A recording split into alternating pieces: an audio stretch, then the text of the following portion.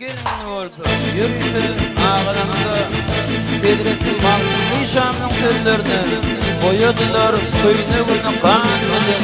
Adım elde Arap dilini söndürmaydı bile. Yağmura dağının çay soyunu doğan ediyorlar.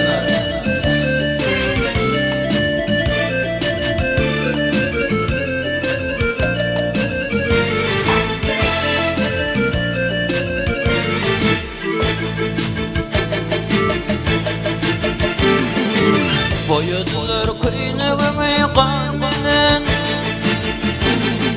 Boyadılar kıyınağını kanmeden Adem'inle Arap dilini tüydüm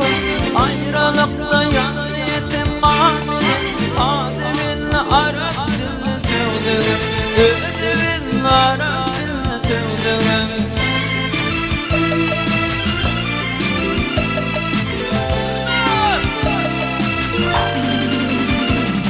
Şıktan buzlu gülvedenin soyuldu Şıktan buzlu gülvedenin soyuldu Dağdaki çırak kenara koyuldu Ağlamaktan Yakup ve boyun Adem'in Arap dilini sevdim Adem'in Arap dilini sevdim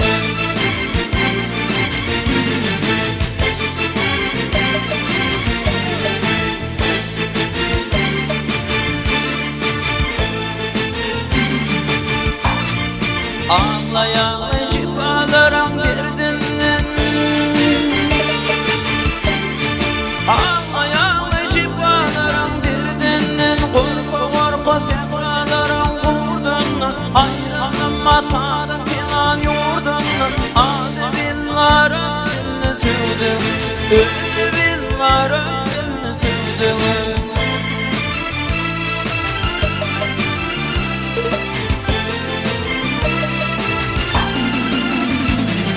Gitti vurtum kardeşlerim yığılaşır Gitti vurtum kardeşlerim yığılaşır Korkutundan kuşkurlar kemikleşip Tüvürüğün anladırdı dinleşip Adem'in Arap dilini sevdim Adem'in Arap dilini sevdim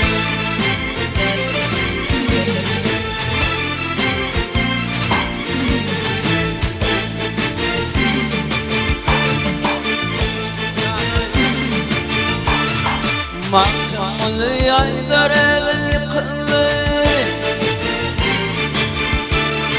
Ay